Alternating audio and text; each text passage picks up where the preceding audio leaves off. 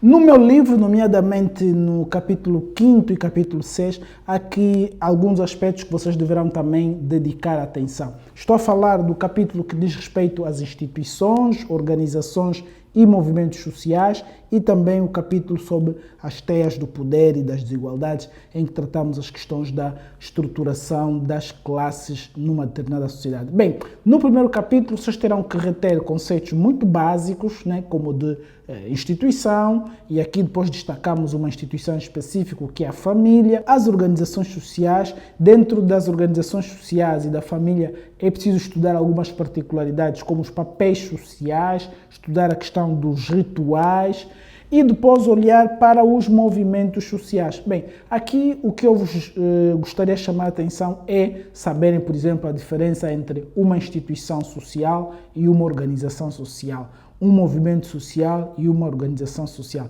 Para que servem os movimentos sociais? Qual é a forma dos movimentos sociais empreenderem a sua ação na sociedade?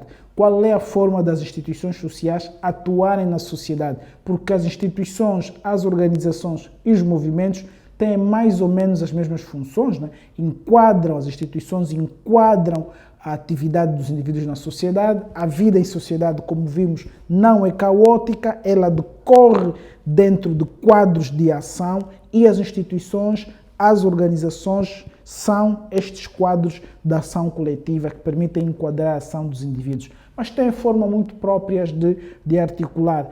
Um movimento social, por exemplo, vimos que uma das suas características é a espontaneidade, como surge. Vimos que há diferenças, por exemplo, no tipo de liderança, que é uma liderança tendencialmente carismática, só que os movimentos sociais, do mesmo modo que surgem de forma espontânea, também têm uma duração efêmera. Já não são como, por exemplo, as instituições, que podem começar por ser uma organização ou mesmo uma instituição e, de facto, perduram. O que é diferente numa instituição e que é diferente numa organização? Procurem saber essas diferenças, essas comparações, é de facto útil. E depois, obviamente, saberem dizer o que é um papel social, né? Aquele conceito bonito, o conjunto de expectativas que se tem em função da posição ocupada por um indivíduo e poderem dar exemplo do papel social de pai, por exemplo, que é diferente do papel social de amigo, de professor.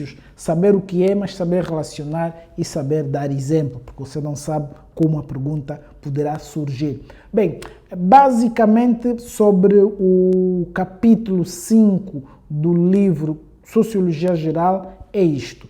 Capítulo 6 de Sociologia Geral vão poder estudar a questão do poder, a questão das desigualdades sociais, a questão da estratificação social, saber o que é mobilidade social, né? Tem aquele tipo de mobilidade ascendente, a mobilidade descendente, em que consiste cada uma dessas mobilidades, quais são as variáveis que concorrem para a mobilidade social. Falamos, por exemplo, da instrução, da educação, falamos das políticas públicas de correção das desigualdades, enfim, falamos de muita coisa.